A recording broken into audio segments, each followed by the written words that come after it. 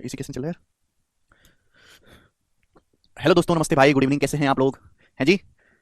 आज 3 दिन की छुट्टी के बाद हमारी मुलाकात हो रही है। हैं दोस्तों। सैटरडे है भाई। क्या किया आपने इन 3 दिन की छुट्टियों में? आप लोगों ने रिवीजन किया? देखिए, मैंने आपको टाइम, स्पीड एंड डिस्टेंस पढ़ा दिया है अच्छी तरीके से। मैंने आपको ट्रेन पढ़ा दिया, रेलगाड़ी है भाई। और मैंने बोट एंड स्ट्रीम की शीट अपलोड कर दी है, और आज मुझे बोट एंड स्ट्रीम के सवाल करने हैं। ठीक है प्यारे स्टूडेंट्स। तो आज की क्लास में हमें शुरू करना है बोट एंड स्ट्रीम। रिवीजन किया आप लोगों ने? है भाई। आज तो सर दिल्ली में अर्थक्वेक आ गया। अर्थक्वेक आया क्या? हम्म? तेज वाला आया क्या? ठीक है भाई। चलो कोई बात नहीं। तो टाइम, स्पीड एंड डिस्टेंस और ट्रेन, रेलगाड़ी खत्म करने के बाद आज की क्लास में बच्चे हम शुरू करेंगे यहां पर बोट एंड स्ट्रीम। नाव एवं धारा। हिंदी वाले भाई लिख लेंगे नाव एवं धारा, इंग्लिश वाले लिखेंगे बोट एंड स्ट्रीम। सबसे पहले मैं आपको इसका बेसिक समझाऊंगा, और फिर उसके बाद जो है हम उस पर भी सवाल शुरू करेंगे मेरे प्यारे बच्चे ना। सबसे पहले बेसिक समझो कि क्या टर्मिनोलॉजी होती है, क्या फॉर्मूला है, क्या कंसेप्ट, उस पर सवाल करेंगे। एक ही शीट होगी, जैसे ट्रेन में एक ही शीट थी 50-60 सवाल की, ऐसे ही बोट एंड स्ट्रीम में एक ही शीट होगी।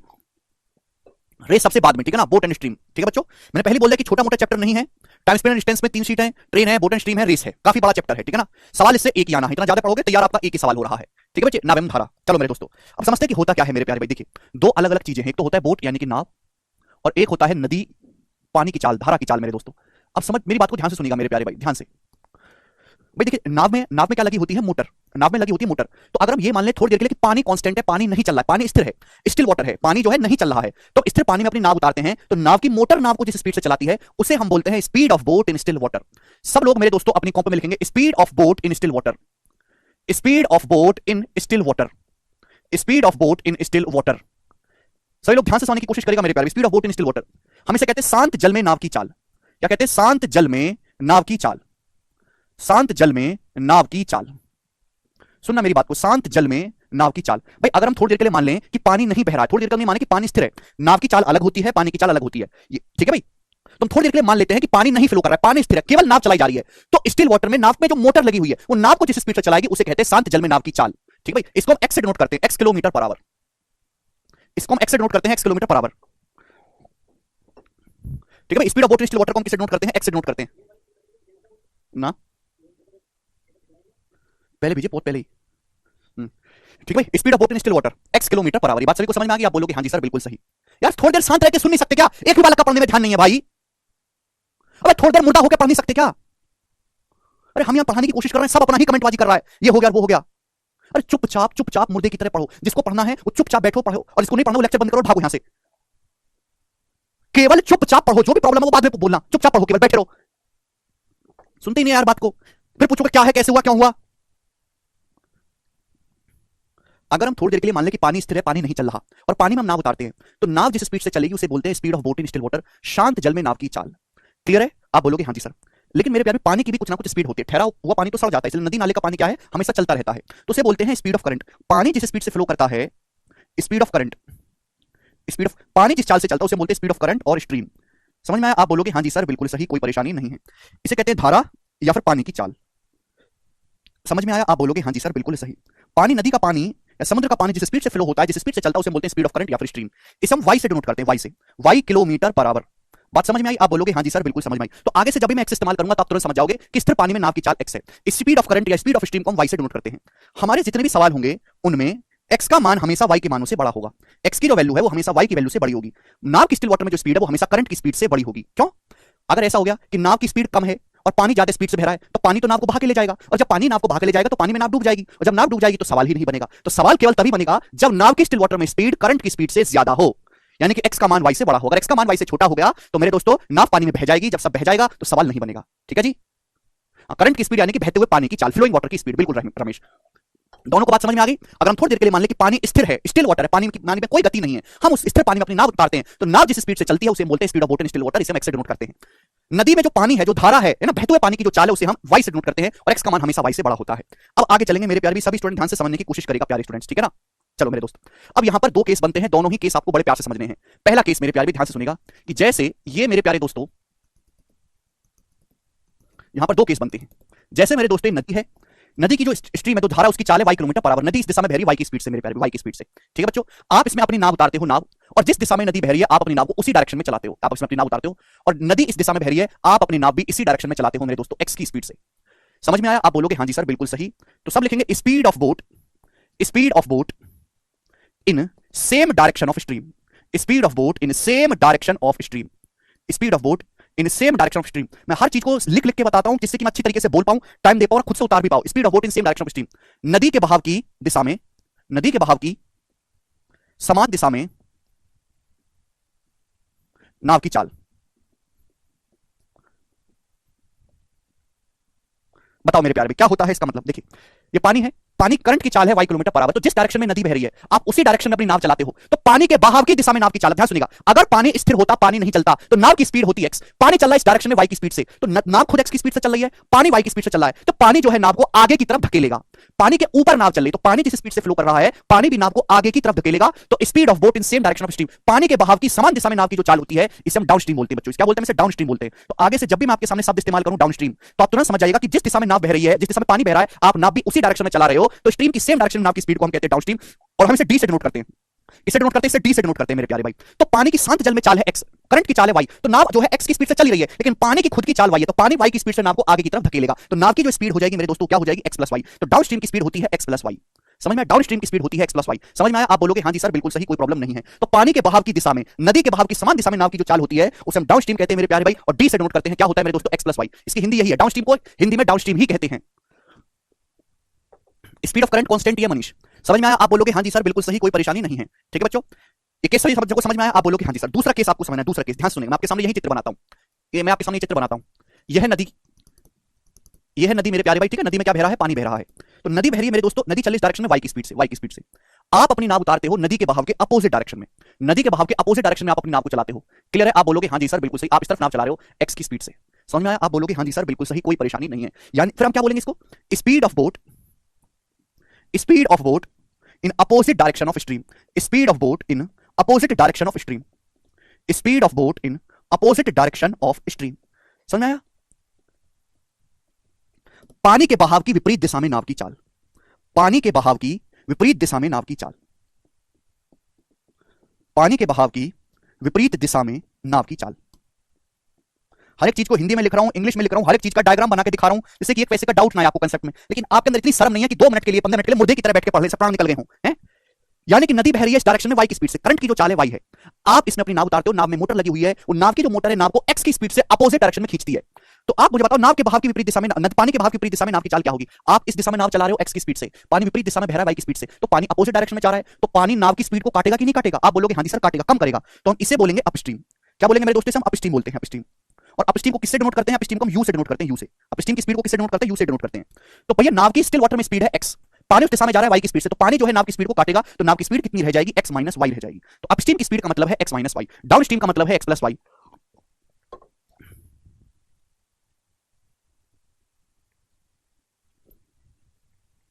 ठीक है भाई? तो पानी के बहाव की दिशा में जो नाव की चाल होती है उसे हम डाउनस्ट्रीम कहते हैं x प्लस वाई, और पानी के बहाव की विपरीत दिशा में मेरे प्यारे भाई, पानी के बहाव की विपरीत दिशा में नाव की जो चाल होती है उसे हम अपस्ट्रीम बोलते हैं x माइनस वाई। समझ में आया? आप बोलोगे हाँ जी सर। अगर पानी स्थिर होता तो बोट जिस स्पीड से जाती है उसे हम कहते हैं speed of boat in still water, x से नोट करते हैं। पानी जिस स्पीड से, करंट जिस स्पीड से बह रही है उसे हम y से नोट करते हैं, y किलोमीटर पर आवर। समझ में आया? आप बोलोगे हाँ जी सर बिल्कुल सही। अगर आप यहाँ पे गौर से देखें तो आपको ये पता चलेगा मेरे दोस्तों कि डाउनस्ट्रीम की जो स्पीड है वो अपस्ट्रीम से बड़ी होती है, डाउनस्ट्रीम की जो स्पीड है वो अपस्ट्रीम से ज्यादा होती है। समझना? जासी बात है, लोग कहते हैं ना बहती गंगा में हाथ धोने का क्या मतलब है? यानी कि जिस दिशा में माहौल चल रहा है आप अगर उसी दिशा में चलोगे तो स्पीड ज्यादा होगी, विपक्ष में रहोगे तो दिन भर गाली खाओगे। समझ में आएगी नहीं? स्पीड कम रहेगी। तो पानी के बहाव की समान दिशा में आप चलोगे तो नाव तेजी से चलेगी, डाउनस्ट्रीम x प्लस वाई। पानी के बहाव की विपरीत दिशा में अगर आप नाव चलाओगे, खतरों खिलाड़ी बनोगे, तो नाव की स्पीड कम होगी, अपस्ट्रीम x माइनस वाई। समझ में आया? आप बोलोगे हाँ जी सर समझ में आया। तो अभी तक मैंने आपको 2 चीजें पढ़ाई हैं, डाउनस्ट्रीम और अपस्ट्रीम। डाउनस्ट्रीम भी नाव की चाल है, अपस्ट्रीम भी नाव की चाल है। डाउनस्ट्रीम होता है पानी के बहाव की सेम डायरेक्शन में नाव की चाल, और ये होता है मेरे दोस्तों x प्लस वाई। अपस्ट्रीम होता है मेरे दोस्तों पानी के बहाव की अपोजिट डायरेक्शन में नाव की चाल। ठीक है ना? x minus Y. आप बोलोगे हाँ जी सर बिल्कुल सही।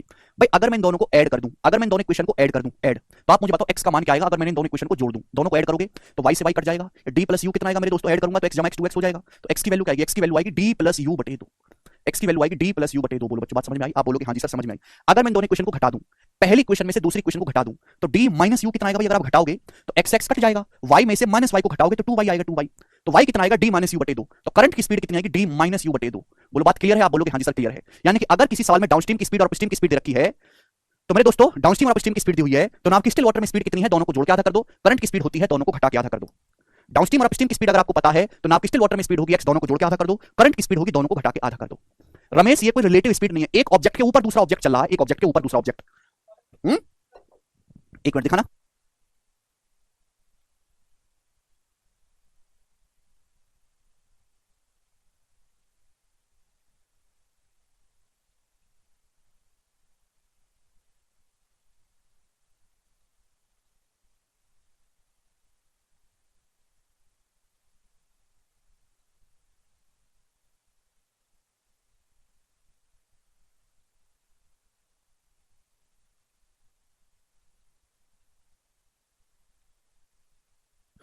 ठीक है भाई। तो डाउन स्ट्रीम की स्पीड क्या होगी? X plus Y. अपस्ट्रीम की स्पीड एक्स माइनस वाई। दोनों को जोड़ेंगे तो एक्स का मान क्या आएगा? डी प्लस यू बटे दो। वाई का मान कितना आएगा? डी माइनस यू बटे दो। समझ में आया? आप बोलोगे हाँ जी सर बिल्कुल सर। अगर मैं इन दोनों को डिवाइड करता हूं तो आप मुझे बताइए डाउनस्ट्रीम की स्पीड और अपस्ट्रीम की स्पीड का रेशियो क्या है? डाउनस्ट्रीम और अपस्ट्रीम की स्पीड का रेशियो एक्स प्लस वाई बटे एक्स माइनस वाई।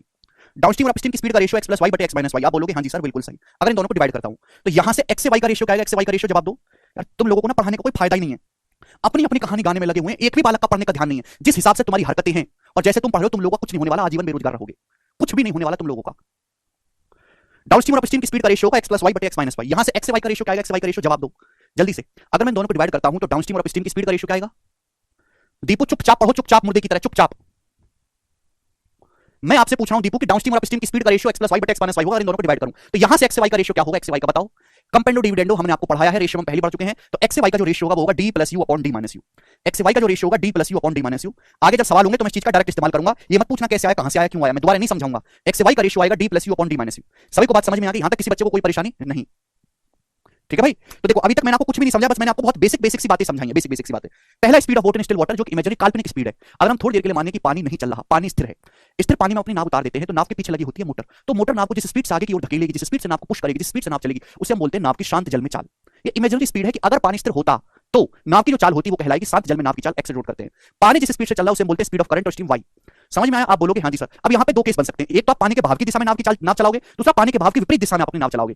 तो पानी भी इस डायरेक्शन में बह रहा है, आप अपनी नाव भी इस डायरेक्शन में चलाते हो, तो speed of boat in same direction of stream. पानी के भाव की समान दिशा में आप नाव चलाओगे तो उस केस में जो नाव की स्पीड होगी उसे हम डाउनस्ट्रीम कहते हैं। डाउनस्ट्रीम हो जाएगा एक्स प्लस वाई। पानी के भाव की विपरीत दिशा में नाव जिस स्पीड से चलेगी उसे हम अपस्ट्रीम कहते हैं एक्स माइनस वाई। डाउनस्ट्रीम की स्पीड हमेशा अपस्ट्रीम से बड़ी होती है।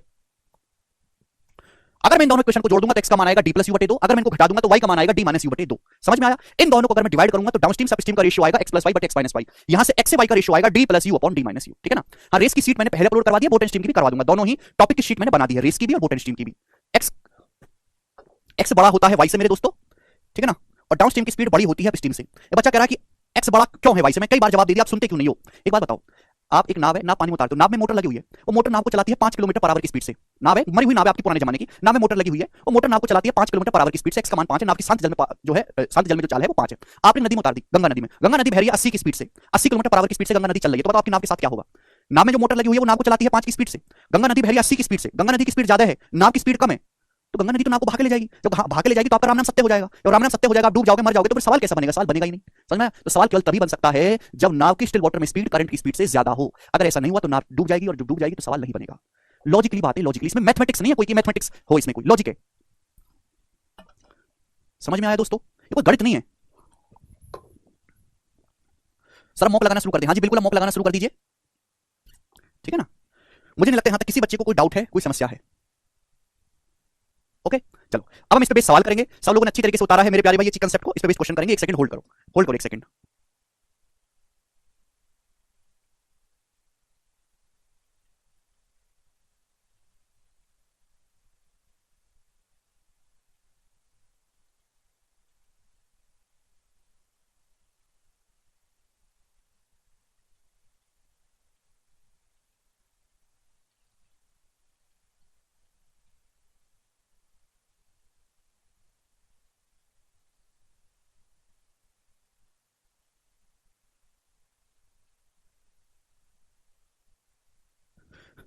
चलिए दोस्तों शुरू करते हैं। बहुत बेसिक सवालों से मैं शुरू करूंगा, बेसिक सवालों से। इसका कंसेप्ट जानना बहुत जरूरी है। अगर आप कंसेप्ट नहीं जानोगे तो सवाल ही नहीं होंगे मेरे दोस्त। हाँ जी, सवाल नंबर आपके सामने 1, बिल्कुल लेटेस्ट सवाल कराऊंगा। एक ही शीट है छोटी सी, एक ही शीट में आपका समाप्त हो जाएगा। रेस की भी एक ही शीट है, ठीक है जी? चलो बच्चों बताओ इस सवाल का क्या आंसर है। The speed of boat when travelling down stream is 48 kilometre per our, when travelling up stream it is 32 kilometre per our. What is the boat speed of boat in still water? बताइएगा मेरे प्यारे भाई। क्या आ जाएगा? सवाल का answer आ जाएगा तीसरा, 40 किलोमीटर पर आवर बिना कदम उठाए। बोला the speed of boat when travelling down stream is 48 kilometre per our. Down stream में एक नाव की चाल 48 किलोमीटर पर आवर है। इस बात का मतलब यह है कि जब आप नाव को पानी के बहाव की सेम डायरेक्शन में उतारते हो, नदी के बहाव की सेम डायरेक्शन में जो नाव की स्पीड है वो डाउन स्ट्रीम 48 है। धारक विपरीत जाने में नाव की चाल, स्ट्रीम के अगेंस्ट नाव की जो चाल है उसे अपस्ट्रीम बोलते हैं, ये है 32 किलोमीटर पर आवर। आपसे पूछे शांत जल में नाव की चाल x, अभी पढ़ा x का मान क्या आएगा? d प्लस यू बटे 2, दोनों को जोड़ के आधा करना है। तो 48 प्लस 32 हो जाएगा 80, 80 का आधा 40। थर्ड ऑप्शन सवाल का आंसर हो जाएगा बिना कलम उठाए। ठीक है बच्चे? तो देखिए अगर आपको कंसेप्ट पता है तो एक सेकंड का सवाल है, जिस बच्चे को नहीं पता वो कैसे कर पाएगा बताओ? एक और सवाल, सवाल बहुत आसान है तो इसका मतलब ये नहीं है पेपर में आते नहीं आते हैं। बहुत सिंपल सवालों से मैं शुरुआत करता हूं और मैक्सिमम लेवल तक करवाता हूं। इतना मैं पढ़ाऊंगा कि बोर्ड एंड स्ट्रीम का आपको एक भी प्रीवियस का सवाल करने की जरूरत नहीं है। केवल शीट के 60-70 सवाल सॉल्व कर लो बस और शांत हो जाओ। कुछ भी करने की जरूरत नहीं, जितना मैं बता रहा हूं केवल उतना काफी है। ए boat covers a certain distance downstream with 33 kilometre per our. And upstream में 14 किलोमीटर पर आवर। एक नाव जो है कुछ दूरी जाती है डाउनस्ट्रीम 33 की स्पीड से, लेकिन नाव की downstream speed 33 kilometre per hour है और नाव की अपस्ट्रीम स्पीड जो 14 किलोमीटर पर आवर है। नदी के बहाव की समान दिशा में जो नाव की चाल वो 33 है और करंट के आगे जो नाव की स्पीड है वो 14 किलोमीटर पर आवर है। Then find the speed of boat in still water. आपसे पूछा है स्थिर जल में नाव की चाल बताओ and also find out the speed of current. Current की स्पीड भी आपको बतानी है, करंट की स्पीड बताएं। तो मेरे प्यारे भाई, speed of boat in still water x कितना आ जाएगा, दोनों को जोड़ के आधा कर देंगे। एक्स का मान 33 प्लस 14/2 यानी कि 47/2 हो जाएगा 33। करंट की स्पीड आ जाएगी, घटा के आधा कर दो, 33 माइनस 14 हो जाएगा 19, 19/2 आ जाएगा 9.5। तो करंट की स्पीड आ जाएगी 9.5 kilometre per our. Second option इस सवाल का आंसर हो जाएगा। मुझे लगता है किसी बालक को कोई डाउट इसमें है नहीं, आगे चलते हैं। सवाल नंबर है बच्चों आपके सामने 3 ही बताएं मेरे प्यारे दोस्तों। करो करो एमटीएस 2020 के पेपर का पूछा हुआ सवाल बनाएंगे। एक व्यक्ति शांत जल में 5 मीटर पर सेकंड की स्पीड से नाव चला सकता है। ये पहली लाइन क्या दी है, पहली लाइन क्या दिया सवाल में, एक्स का मान दिया है कि एक आदमी एक नाव को शांत जल में चला सकता है 5 मीटर पर सेकंड की स्पीड से। लेकिन नाव की शांत जल में जो चाल है, स्टिल वाटर में नाव की जो स्पीड है एक्स से नोट करते हैं, वो 5 मीटर पर सेकंड है। किलोमीटर पर आवर में क्या हुआ, मीटर पर सेकंड को किलोमीटर पर आवर में बदलना है तो 18/5 से गुणा, 18 kilometre per our, 18 kilometre per our. Current की जो स्पीड है वाई, करंट की स्पीड जो वाई वो 6 किलोमीटर पर आवर सवाल में दी हुई है। धारा की चाल वाई आपको दिया है 6 किलोमीटर पर आवर। वाई की वैल्यू कितनी दी है, एक्स की वैल्यू 18 है किलोमीटर पर आवर, वाई की वैल्यू है 6 किलोमीटर पर आवर।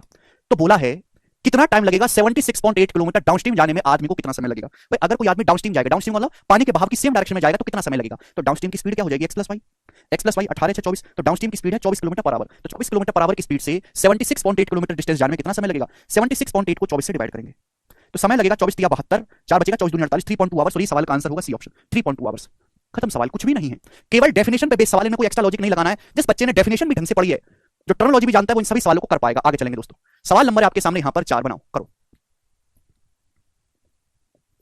जी। जवाब देंगे इस सवाल का क्या आंसर है, फटाफट बताओ जल्दी से सभी लोग जवाब देंगे।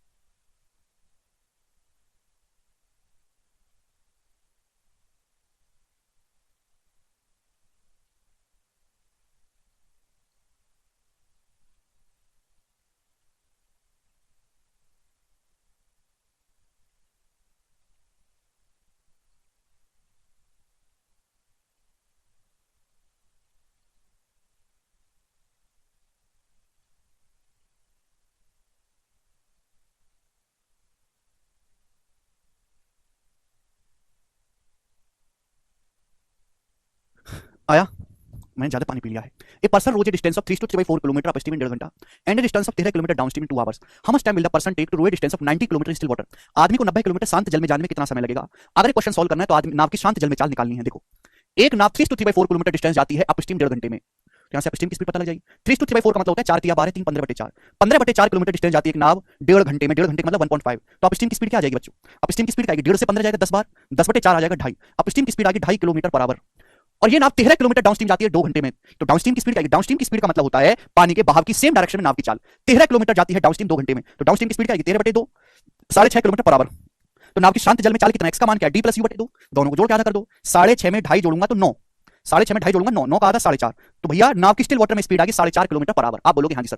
बोला कितना समय लगेगा एक आदमी को 90 किलोमीटर स्टिल वाटर में जाने में। तो 90 किलोमीटर जाएगा स्टिल वाटर में शांत जल में, तो 90 किलोमीटर जब जाएगा तो एक्स की स्पीड से जाएगा। नाव की शांत जल में चाल कितनी होती है 4.5, तो 90 किलोमीटर जाओगे 4.5 किलोमीटर पर आवर की स्पीड से शांत जल में, तो कितना समय लगेगा, 90 को 4.5 से भाग देंगे 20 घंटे का समय लगेगा। और यही सवाल का आंसर है बी ऑप्शन। तो बच्चों सवाल में जो चीज पूछी गई है उसके लिए हमें क्या चाहिए, हम उसी पे अटैक करेंगे और वही निकालेंगे। ठीक है स्टूडेंट्स, आप बोलोगे हाँ जी सर कोई दिक्कत नहीं है। अगला सवाल, सवाल नंबर आपके सामने 5 बनाओ। स्थिर जल में एक नाव की चाल 30 किलोमीटर पर आवर है। धारा प्रवाह मतलब करंट की स्पीड 6 किलोमीटर पर आवर है, धारा की चाल। तो स्थिर जल में एक नाव की चाल एक्स का मान आपको दिया है 30 किलोमीटर पर आवर, करंट की स्पीड आपको दिया है 6 kilometre per our. The distance travelled upstream in 5 minute. ये नाव 5 मिनट में कितनी डिस्टेंस ट्रेवल करेगी, 5 मिनट में। भैया आपको टाइम दिया हुआ है 5 मिनट में नाव द्वारा अपस्ट्रीम में चलेगी दूरी पूछी है। तो क्वेश्चन सॉल्व करने के लिए अपस्ट्रीम की स्पीड निकालना है। अपस्ट्रीम की स्पीड आएगी x - y यानी कि 30 - 6 24 किलोमीटर पर आवर अपस्ट्रीम की स्पीड आ गई। तो 5 मिनट में अपस्ट्रीम में धारा के विरुद्ध 5 मिनट में धारा प्रवाह के विपरीत दिशा में कितनी दूरी जाओगे, डिस्टेंस बराबर स्पीड गुणा टाइम। अपस्ट्रीम की स्पीड 24 किलोमीटर पर आवर है, टाइम कितना है 5 मिनट। 5 मिनट को अगर मैं आवर में लिखूंगा तो 5/60 होता है, 1/12 आवर। 5 मिनट को हम कहेंगे 1/12 आवर, तो कितना आएगा 12 दूनी 24, 2 किलोमीटर। तो 2 किलोमीटर की आप डिस्टेंस जाओगे, यही सवाल का आंसर आएगा, सी ऑप्शन करेक्ट है। हर कोई बालक इस सवाल को समझ पा रहा है, कर पा रहा है? सबसे नीचे स्तर के सवाल है, इससे नीचे स्तर के सवाल बनते नहीं है। बताओ मेरे प्यारे, भी करो क्या आंसर है इस सवाल का, बनाए। A man can row a distance of 900 metre against the stream in 12 minute and return to the starting point in 9 minute. What the speed of the man in still water. देखो भाई, एक आदमी धारा के प्रतिकूल 900 किलोमीटर जाता है, 900 metre जाता है 12 मिनट में। जाहिर सी बात है, अगर कोई आदमी अगेंस्ट द स्ट्रीम जाएगा, अगेंस्ट द स्ट्रीम धारा के विरुद्ध, तो जब वापस आएगा तो डाउन स्ट्रीम हो जाएगी कि नहीं उसकी स्पीड। लॉजिक क्लियर है? अगर कोई आदमी पानी के बहाव की विपरीत दिशा में जाएगा, तो जब वापस आएगा तो पानी के बहाव की सेम डायरेक्शन में आएगा, डाउन स्ट्रीम जाएगा। अप स्ट्रीम जाएगा तो डाउन स्ट्रीम लौट कर आएगा। तो एक आदमी जाता है अप स्ट्रीम 900 मीटर 12 मिनट में, तो अप स्ट्रीम की स्पीड क्या है? 900 मीटर को अगर मैं किलोमीटर में लिखूंगा तो 1000 से भाग देना होगा। 900 बटे 1000 होता है 0.9 किलोमीटर। कितने समय? 12 मिनट में। 12 मिनट को आवर में लिखेंगे तो 12 बटे 60 आवर, यानी कि 1 बटे 5, 1 बटे 5 आवर हो जाएगा, यानी कि अपस्ट्रीम की स्पीड आ जाएगी 4.5। आदमी लौट कर आता है स्टार्टिंग पॉइंट पर 9 मिनट में, तो 900 मिनट, सॉरी 900 मीटर, 900 मीटर का मतलब होता है 0.9 किलोमीटर। लौट के आता है आदमी 9 मिनट में, 9 मिनट में, तो 0.9 किलोमीटर लौट के आने में डाउनस्ट्रीम 9 मिनट लगता है। 9 मिनट को आवर में लिखेंगे तो 9 बटे 60 आवर। 9 से 9 कटेगा भाई 0.1 बार, 60 के ऊपर गुणाओगे 6, तो डाउन स्ट्रीम की स्पीड आ जाएगी 6 किलोमीटर पर आवर। आप बोलोगे हाँ जी सर, प्लस आदमी की स्थिर जल में गति क्या है? आपसे एक्स का मान पूछा, तो एक्स का मान आएगा डी प्लस यू बटे 2। इन दोनों को जोड़ के आधा करना है। 6 प्लस 4.5 10.5, 10.5 का आधा आ जाएगा 5.25। 5.25 का मतलब आ गया C option, 5.25 kilometre per hour, C option. ठीक है भाई, कुछ नहीं करना आपको। अपस्ट्रीम की स्पीड निकाल ली आपने, डाउनस्ट्रीम की स्पीड निकाल ली, नाव की स्थिर जल में गति पूछी है, दोनों को जोड़ के आधा कर देंगे, एक्स बराबर डी प्लस यू बटे 2। कंसेप्ट सारे अच्छे से बताए हुए हैं तो कोई दिक्कत आएगी नहीं। सर इसको रेशियो से कैसे करेंगे? भाई रेशियो वाला सवाल नहीं है ये भाई, इसमें तो डाउनस्ट्रीम और अपस्ट्रीम को जोड़ के आधा करना है। ठीक है बच्चों, सब बच्चों का आंसर आ गया है, वेरी गुड। सवाल को ढंग से पढ़ो, समझो। सवाल का केवल आपको मीनिंग समझना है, बाकी करने में तो कुछ भी नहीं है इन सवालों में। आगे चलेंगे स्टूडेंट, यहां तक सारे सवाल जो है केवल डेफिनेशन पर बेस्ड हैं। सवाल नंबर 15 तक, 15 नंबर सवाल तक जो है एकदम बेसिक सवाल है, केवल परिभाषा पे बेस्ड। किसी में कुछ पूछा गया, किसी में कुछ बताओ। एसएससी जीडी के पेपर का पूछा सवाल है, मैं हर एग्जाम का क्वेश्चन करवा रहा हूं 2023 का। बनाए बच्चों, क्या आंसर है?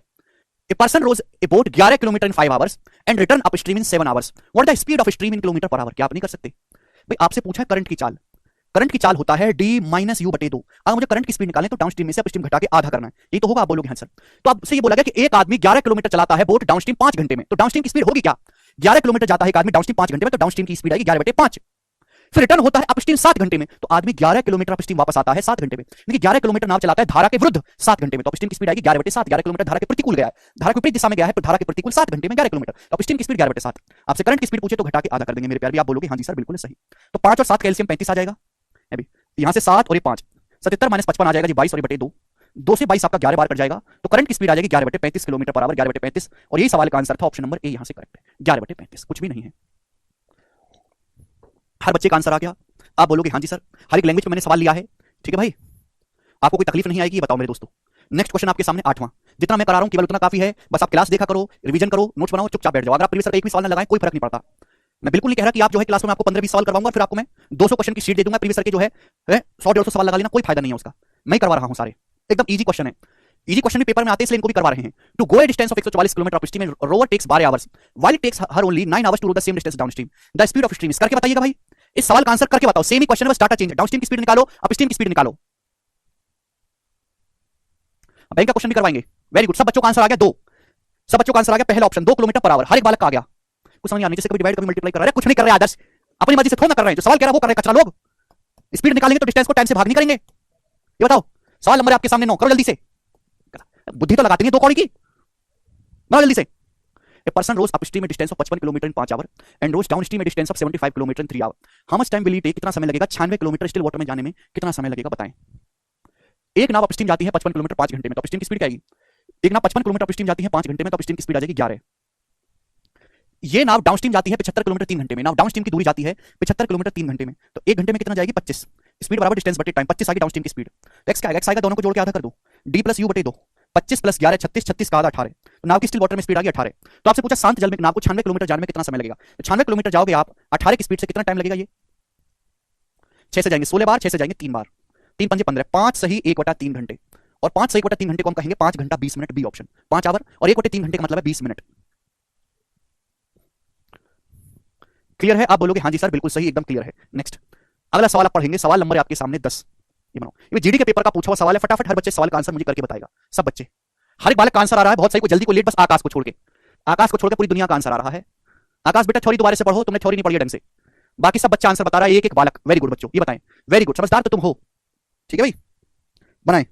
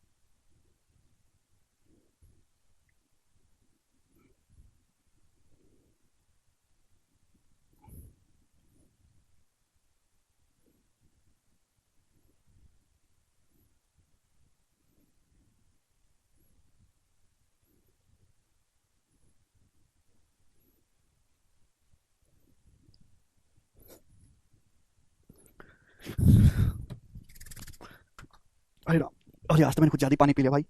शांत जल में एक नाव की चाल 9 किलोमीटर पर आवर है, एक्स का मान आपको दिया है 9। धारा की चाल 1.5 किलोमीटर पर आवर वाई दिया है। एक आदमी नाव से 105 किलोमीटर दूर स्थित एक स्थान पर जाता है, फिर वापस लौट आता है। उसके द्वारा लिया गया कुल समय ज्ञात करें। देखिए बच्चों, अगर मैं यहाँ से डाउनस्ट्रीम की स्पीड निकालूंगा तो एक्स प्लस वाई, 9 में 1.5 जोड़ूंगा 10.5 आएगा। अगर मैं अपस्ट्रीम की स्पीड निकालूंगा एक्स माइनस वाई, 9 में से 1.5 घटाएंगे 7.5 आएगा, 7.5 किलोमीटर पर आवर। आप बोलोगे यस। अब कोई आदमी एक जगह से दूसरी जगह तक 105 किलोमीटर जाता है। 105 किलोमीटर अगर डाउनस्ट्रीम जाता है तो डाउनस्ट्रीम जाने में इतना समय लगेगा है भाई। बट टाइम क्या होता है? डिस्टेंस बटे स्पीड। अगर डाउनस्ट्रीम जाएगा तो वापस अपस्ट्रीम आएगा, फिर 105 किलोमीटर वापस आएगा अपस्ट्रीम 7.5 की स्पीड से, इतना समय लगेगा बटे 7.5। बोले यही होगा कि नहीं होगा? आप बोलोगे हाँ जी सर बिल्कुल सही, यही होगा। तो जाने और आने में कुल समय कितना लगेगा? ये प्लस 10.5 105 काटेंगे 10 बार, ठीक है। अब यहाँ पे जीरो, 15 7 105, 15 पंजे 75, 70 को 5 से भाग देंगे 14 बार, तो 10 प्लस 14 आएगा मेरे प्यार भी 24 घंटे। तो 24 आवर से सवाल का आंसर है। बहुत ही अच्छा क्वेश्चन है, आसान सा। ऑप्शन नंबर यहाँ से बी करेक्ट है। सब बच्चों का एक ही सांस में आंसर आया है और हम आगे चलेंगे। बच्चा लोग गोरा गोरा आंसर निकालेंगे। सवाल नंबर आपके सामने 11 बताओ। ये भी जीडी के पेपर का पूछा हुआ सवाल है, ऐसा ही क्वेश्चन है, करके बताएंगे। एक बोट 15.5 किलोमीटर पर आवर की स्पीड से जाती है स्टिल वाटर में। एक बोट की स्टिल वाटर में स्पीड है 15.5 किलोमीटर पर आवर। धारा की चाल करंट की स्पीड है 4.5 किलोमीटर पर आवर। तो बोला है 76 किलोमीटर डाउनस्ट्रीम और 104.5 किलोमीटर अपस्ट्रीम जाने में कितना समय लगेगा। यहां भी आपको वही करना है भाई। डाउनस्ट्रीम की स्पीड क्या आएगी? X plus Y. 15.5 में 4.5 जोड़ूंगा 20 आ जाएगी। अपस्ट्रीम की स्पीड क्या आएगी? X minus Y. 15.5 में से 4.5 घटाऊंगा 11 आ जाएगी। अब एक नाव जो है 76 किलोमीटर डाउनस्ट्रीम जाती है, डाउनस्ट्रीम 20 की स्पीड से, तो कितना समय लगेगा?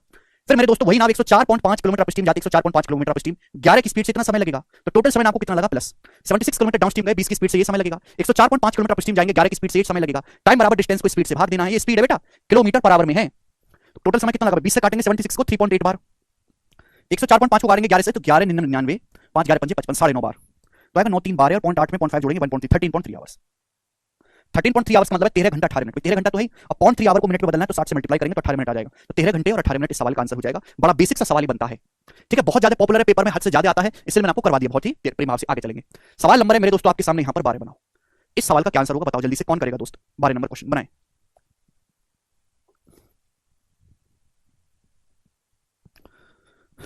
करिए। 15 नंबर सवाल तक बेसिक सवाल है जो केवल डेफिनेशन पर बेस्ड क्वेश्चन है। बोलो, शांत जल में एक नाव की चाल 27 किलोमीटर पर आवर है, यानी कि एक्स का मान आपको दिया है 27। एक बोट की स्टिल वाटर में speed 27 kilometre per our, x का मान 27 है, ठीक है बच्चों। It covers upstream A distance of 85 kilometre इन 4 घंटा 15 मिनट। ये नाव अपस्ट्रीम जाती है 85 किलोमीटर की दूरी 4 घंटे 15 मिनट में। 85 किलोमीटर अपस्ट्रीम में नाव जाती है कितने समय में? 4 घंटा 15 मिनट का मतलब होता है 1/4 आवर। ये नाव अपस्ट्रीम जाती है मेरे दोस्तों 85 किलोमीटर की दूरी 4 घंटे 15 मिनट, 4 घंटे 15 मिनट, 4 घंटा 15 मिनट का मतलब 1/4 आवर। तो 4 चौक 16 और 17/4 घंटे में, तो 17 पंजे 85, 5 चौक 20। अपस्ट्रीम की स्पीड आ गई 20, 20 किलोमीटर पर आवर अपस्ट्रीम की स्पीड आ गई। आपसे पूछा धारा की चाल, आपसे करंट की स्पीड पूछिए, बताओ मेरे दोस्तों करंट की स्पीड। आपको एक्स का मान दिया है, आपको अपस्ट्रीम है ना, ये नाव जो है अपस्ट्रीम 85 किलोमीटर की दूरी जाती है 4 घंटे 15 मिनट में, धारा के प्रतिकूल। तो अपस्ट्रीम क्या होता है? अपस्ट्रीम तो मेरे प्यारे भी एक्स माइनस वाई होता है ना। अगर अपस्ट्रीम 20 है, ये 27 है, तो करंट की स्पीड 7 होगी ना, 27 माइनस 7। अपस्ट्रीम की स्पीड कितना है? 20। नाव के शांत जल में स्पीड कितना है? 27। करंट की स्पीड आपसे पूछे तो 7 आएगी, 27 माइनस 20 7, 7 इस सवाल का आंसर हो जाएगा, ठीक है ना। हल्का सा ट्रिकी है, कुछ भी इसमें मुश्किल नहीं है। बहुत सारे बच्चे को लगेगा सॉल्व नहीं होगा क्वेश्चन, क्यों नहीं होगा भाई? एकदम आसान सवाल है, बताएंगे। अगला क्वेश्चन आपके सामने सवाल है बच्चों, नेक्स्ट 13 नंबर प्रश्न। 13 नंबर सवाल, जवाब दीजिएगा जी। इस क्वेश्चन का क्या आंसर है? सभी बच्चे एक सांस में जवाब देंगे, बनाएं। करो, क्वेश्चन है आपके सामने, फटाफट बनाएंगे बच्चे।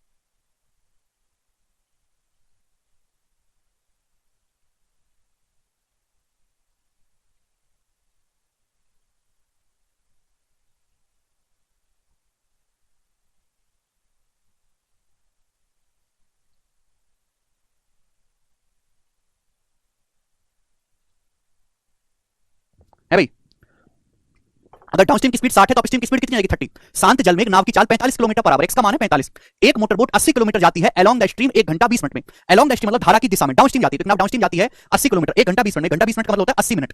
80 मिनट का मतलब होता है 4/3 आवर। 80 किलोमीटर जाती है 4/3 आवर में, यानी कि डाउनस्ट्रीम की स्पीड होगी 60।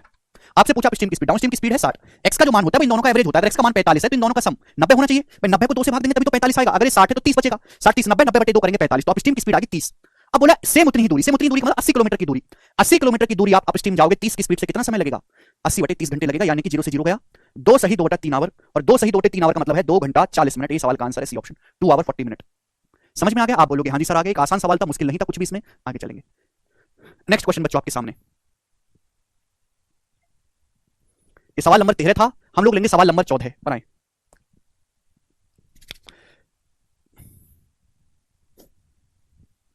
चलिए बच्चों, सेम ऐसा ही क्वेश्चन है, बस डाटा चेंज करके बताओ इस सवाल का आंसर क्या होगा। सेम ऐसा ही क्वेश्चन बनाओ। स्थिर पानी में एक मोटर बोट की स्पीड 36 किलोमीटर पर आवर है। यह 1 घंटे 45 मिनट में धारा के प्रतिकूल 56 किलोमीटर की दूरी जाती है। तो आपसे पूछा सेम डिस्टेंस डाउनस्ट्रीम जाने में कितना समय लगेगा। देखिए जो भी समय लगेगा 1 घंटे 45 मिनट से कम ही लगेगा। एक ही ऑप्शन है, सॉल्व करने की जरूरत ही नहीं है। देखिए बच्चों मैंने आपको पढ़ाया है कि डाउनस्ट्रीम की स्पीड हमेशा अपस्ट्रीम से ज्यादा होती है, और स्पीड जो होता है वो टाइम का रिवर्स होता है। स्पीड और टाइम का रेशियो का रिवर्स होता है, डिस्टेंस सेम है। डिस्टेंस सेम है, डाउनस्ट्रीम की स्पीड हमेशा अपस्ट्रीम से ज्यादा होती है। तो यानी कि अगर आप सेम डिस्टेंस जाओगे तो डाउनस्ट्रीम में समय कम लगेगा, अपस्ट्रीम में समय ज्यादा लगेगा। एक नाव 56 किलोमीटर अपस्ट्रीम जाती है 1 घंटा 45 मिनट में, तो 1 घंटा 45 मिनट में एक नाव अपस्ट्रीम जाती है। सेम डिस्टेंस डाउनस्ट्रीम जाने में कितना समय लगेगा? अगर आप डाउनस्ट्रीम जाओगे, डाउनस्ट्रीम मतलब ज्यादा स्पीड से जाओगे तो समय कम लगेगा। 1 घंटे 45 मिनट से कम समय लगेगा, और एक ही ऑप्शन सवाल में दिया हुआ है, ऑप्शन नंबर सी, और ये सवाल का आंसर हो जाएगा। मुझे सवाल को सॉल्व करने की जरूरत ही नहीं है। बताओ, कोई जरूरत है सवाल को सॉल्व करने की? कोई जरूरत नहीं, ठीक है। अदरवाइज आप पिछले सवाल की तरह करेंगे सभी बच्चे कि अगर अपस्ट्रीम में 1 घंटे 45 मिनट लगाए तो सेम डिस्टेंस आप डाउनस्ट्रीम जाओगे तो 1 घंटे 45 मिनट से कम लगेगा, जो एक ही ऑप्शन दिया हुआ है। ठीक है, सवाल समाप्त। आगे चलेंगे अगले क्वेश्चन की तरफ स्टूडेंट। सवाल नंबर है आपके सामने यहां पर प्यारे भाई 15। ये बताएंगे मेरे प्यारे भाई 15 नंबर, लास्ट बेसिक क्वेश्चन है आपके सामने। लास्ट क्वेश्चन है बेसिक, ठीक है बच्चों। एवरेज विकास, ओके। अंशुल सर मैं बिगनर, बेसिक से बताओ रिपीट। बेटा अंशुल तुम स्पेशल नहीं हो, सारी ये दुनिया ही बिगनर है, और मैं बेसिक से बता रहा हूं, सब बच्चे आंसर बता रहे हैं। सॉल्व कैसे करेंगे? जैसे सवाल नंबर 13 सॉल्व किया बिल्कुल वैसे ही सॉल्व करोगे। सर 13 नंबर सॉल्व किया था, ठीक है जी। आगे चलेंगे, अगला सवाल। तुम पहले बेसिक आंसर पढ़ा करो पहले 3-4 दिन तक, उसके बाद सवाल किया करो। The speed of boat in still water is 6 kilometre per our more than speed of current. If a boat take total 8 hours to cover 44 kilometre in downstream and 36 kilometre in upstream, then find the speed of boat in still water। शांत जल में नाव की चाल ज्ञात करें। ये बहुत ही ज्यादा बेहतरीन सवाल है मेरे दोस्तों, इससे बेहतरीन सवाल की उम्मीद नहीं की जा सकती। आप मुझे बताओ, केवल आपको टर्मिनोलॉजी क्लियर होनी चाहिए, आपको मतलब पता होना चाहिए हर एक चीज का, ठीक है भाई। पहली लाइन पढ़ो, पहली लाइन पढ़ के क्या समझ आता है? The speed of boat in still water is 6 kilometre per our more than speed of current. जो पहली लाइन आपको दी है, आप मुझे बताओ इस लाइन से आपको क्या समझ आता है? ये सब घुमा फिरा के दिया है। नाव के शांत जल में चाल करंट की स्पीड से 6 किलोमीटर पर आवर ज्यादा है। बेसिकली अपस्ट्रीम की स्पीड बोलिए। नाव के शांत जल में चाल होती है x, करंट की स्पीड होती है y। सवाल में दिया है नाव की जो स्टिल वाटर में स्पीड है वो करंट की स्पीड से 6 किलोमीटर पर आवर ज्यादा है, यानी कि आपको अपस्ट्रीम की स्पीड दी है 6 x - y 6, ये अपस्ट्रीम की स्पीड दी है। समझे? आपसे पूछा है शांत जल में नाव की चाल, यानी कि क्वेश्चन सॉल्व करने के लिए आपको यहां से x का मान निकालना है। अब सुनो, एक नाव टोटल 8 घंटे लेती है 44 किलोमीटर डाउनस्ट्रीम जाने में, एक नाव 44 किलोमीटर डाउनस्ट्रीम जाने में और 36 किलोमीटर अपस्ट्रीम जाने में, 36 किलोमीटर अपस्ट्रीम जाने में टोटल 8 घंटे का समय लेती है, 8 घंटे का। तो आपसे पूछा x का मान, क्या आप नहीं निकाल सकते मेरे पर? मेरे को अपस्ट्रीम की स्पीड पता है। अगले लाइन पर एक नाव टोटल 8 घंटे का समय लेती है 44 किलोमीटर डाउनस्ट्रीम जाने में और 36 किलोमीटर अपस्ट्रीम जाने में। Speed of boat in still water आपसे पूछा है भाई, अपस्ट्रीम की स्पीड कितना है 6, तो 36 किलोमीटर आप जाओगे अपस्ट्रीम 6 की स्पीड से, कितना समय लगेगा? 6 घंटे लगेगा कि नहीं लगेगा? अपस्ट्रीम की स्पीड 6 किलोमीटर पर आवर है, आप 36 किलोमीटर जाओगे 6 किलोमीटर पर आवर की स्पीड से, तो 6 घंटे लगेगा। अगर टोटल 8 घंटे का समय लगा तो यहां कितना समय लगा होगा? 2 घंटे। 2 घंटे लगा होगा कि नहीं? आप बोलोगे हाँ जी सर, 2 + 6 हो गया 8 घंटा, यानी कि 44 किलोमीटर डाउनस्ट्रीम जाने में आपको 2 घंटे लगा। तो डाउनस्ट्रीम की स्पीड कितनी आएगी? 44 बटे 2 22। डाउनस्ट्रीम की स्पीड 22 आ गई। 44 किलोमीटर डाउनस्ट्रीम जाने में आपको 2 घंटे लगाए, तो डाउनस्ट्रीम की स्पीड कितनी आ गई? 22। आप बोलोगे हाँ जी सर। आपसे पूछा x का मान, तो x का मान आएगा, दोनों को जोड़ के आधा कर दो, d + u बटे 2, तो 22 + 6 28, 28 बटे 2 यानी कि 14। सवाल का आंसर हो गया बी ऑप्शन, एकदम करेक्ट है, बी ऑप्शन। बताओ कितना आसान सवाल था मेरे प्यारे भी? आप बोलोगे हाँ जी सर एकदम आसान क्वेश्चन है। और इसी के साथ हमारे बोट एंड स्ट्रीम के बेसिक सवाल खत्म हो जाते हैं, जो केवल डेफिनेशन पे बेस्ड है, लॉजिक कोई नहीं है। पहले आपको परिभाषा पता होनी चाहिए, किसकी परिभाषा? डाउनस्ट्रीम की, अपस्ट्रीम की, एक्स की, वाई की। केवल परिभाषा जिस बच्चे को पता है वो इन सवालों को कर लेगा, ठीक है भाई। अब कहानी इसके आगे की है, जिनमें केवल परिभाषा जानना काफी नहीं है, आपको कॉमन सेंस भी लगाना पड़ेगा। सवाल नंबर 16 आपके सामने आएगा और मैं आपको लास्ट क्वेश्चन बताऊंगा आज की क्लास का। बताएं जी इस सवाल का क्या आंसर है, करो करिए भाई। 44 किलोमीटर डाउनस्ट्रीम 2 घंटे में गया महेश, तो डाउनस्ट्रीम की स्पीड क्या है? 44 बटे 2 22। The distance between A B is 174 kilometre. A B के बीच की दूरी 174 किलोमीटर पर आवर है। ये दो जगह है मेरे प्यारे भी, ए और बी, दो जगह है ए और बी। इनके बीच की जो दूरी है वो 174 किलोमीटर है। दो पॉइंट है मेरे दोस्तों, ए और बी, उनके बीच की दूरी 174 किलोमीटर है। दो नाव एक दूसरे की ओर एक ही समय पर क्रम से पॉइंट ए और पॉइंट बी से चलना शुरू करती हैं। दो नाव ए और बी, दो नाव जो हैं पॉइंट ए और बी से एक दूसरे की ओर चलना शुरू करती हैं सेम टाइम पर। एक नाव अपस्ट्रीम जाती है, दूसरी डाउनस्ट्रीम जाती है। एक नाव अपस्ट्रीम जाती है, दूसरी डाउनस्ट्रीम जाती है। नाव की स्टिल वाटर में speed 9.6 kilometre per our and 19.4 kilometre per hour है। आपसे पूछा है दोनों नाव कितने समय के बाद मिलेंगी। देखो बच्चों, दो जगह है ए और बी, उनके बीच की दूरी 174 किलोमीटर है। दो नाव एक दूसरे की ओर चलना शुरू करती हैं पॉइंट ए और बी से एक दूसरे की ओर, और इन दोनों नाव की स्टिल वाटर में जो स्पीड है, नाव की शांत जल में जो चाल है, वो 9.6 और 19.4 किलोमीटर पर आवर है। अब जाहिर सी बात है, अगर एक नाव अपस्ट्रीम जा रही होगी धारा के विरुद्ध, तो दूसरी नाव अपोजिट डायरेक्शन में, वो धारा की सेम डायरेक्शन में हो जाएगी। अगर मैं मान लेता हूं कि पहली नाव अपस्ट्रीम है, तो स्पीड क्या होगी 9.6 माइनस वाई स्पीड हो जाएगी पहली नाव की अपस्ट्रीम में। दूसरी नाव चलेगी डाउनस्ट्रीम, डाउनस्ट्रीम क्या होता है एक्स प्लस वाई। अगर दूसरी नाव की शांत जल में चाल 19.4 किलोमीटर पर आवर है, करंट की स्पीड को मैंने वाई माना है, तो डाउनस्ट्रीम की स्पीड क्या हो जाएगी दूसरी नाव ये हो जाएगी। बोला है दोनों नाव एक दूसरे से कितने टाइम के बाद मिलेंगी, तो टाइम बराबर होता है डिस्टेंस बटे रिलेटिव स्पीड। बच्चों मैंने आपको पढ़ा है ना, डिस्टेंस जब दो ऑब्जेक्ट चलते हैं तो हम रिलेटिव स्पीड लेते हैं। ये दोनों नाव एक दूसरे की ओर चल रही हैं, तो टाइम बराबर डिस्टेंस बटे रिलेटिव स्पीड। अब पहली नाव की स्पीड 9.6 माइनस वाई है, दूसरी नाव की जो स्पीड है मेरे प्यारे वो कितनी है 19.4 प्लस वाई है। दोनों नाव एक दूसरे के अपोजिट डायरेक्शन में चल रही हैं। जाहिर सी बात है, एक नाव अपस्ट्रीम होगी तो दूसरी डाउनस्ट्रीम होगी। समझ में आया? आप बोलोगे हाँ जी सर बिल्कुल सही। तो रिलेटिव स्पीड क्या हो जाएगा भाई S1 प्लस S2। समझ में आया? आप बोलोगे हाँ जी सर बिल्कुल सही। तो y से माइनस वाई चला जाएगा मेरे प्यारे भाई, ठीक है बच्चों। अब 9.6 में 19.4 ऐड करेंगे तो कितना आएगा 19 और 28 और 6.4 जोड़ेंगे 28 और 29 हो गया 174 को 29 से भाग देंगे 6 घंटे। तो दोनों नाव एक दूसरे से 6 घंटे के बाद मिलेंगी, यानी कि डी ऑप्शन सवाल का आंसर हो गया डी। 9 घंटे नहीं आएगा बेटा विजय, 6 घंटे आएगा। सब बच्चों का आंसर आया। अब जो बच्चा रिलेटिव स्पीड का ही सीट नहीं पढ़ा है ढंग से, time speed and distance chapter, वो समझ ही नहीं सकता इस सवाल को, और ना ऐसे बच्चे को समझाने का कोई मतलब है। ठीक है स्टूडेंट्स, ये जो सवाल में दिया हुआ है, नाव की स्टिल वाटर में स्पीड दे रखी है, बट नाव तो पानी में चल रही है ना, तो एक नाव अपस्ट्रीम जा रही है तो इसकी स्पीड अपस्ट्रीम होता है x माइनस वाई, दूसरी नाव जाती है डाउनस्ट्रीम जाएगी x प्लस वाई। लेकिन जब आप रिलेटिव स्पीड लोगे तो y से y कट ही जाएगा। ठीक है जी, ओके अंशुल। ओके, तो कल की क्लास में बच्चों मैंने जो आपको कंसेप्ट बताए हैं, ये वाला कंसेप्ट, ये कंसेप्ट मैंने आपको बताया है, ये कंसेप्ट हमने आपको बताए, इनको पढ़ के आइएगा। कल ऐसे लल्लू पल्लू सवाल नहीं होंगे, कल जो है इनका इस्तेमाल मैं आपको करना सिखाऊंगा। ठीक है ना, ये आपको पता होना चाहिए मेरे प्यारे भाई। हाँ, किसी को भी मान सकते हैं देवराज। आज इतना ही छोड़ते हैं, अब इसके आगे जो है मैं आपको कल बताऊंगा, बिल्कुल टाइप बाय टाइप सीक्वेंस में। आज इतना ही, बाकी कल बाय।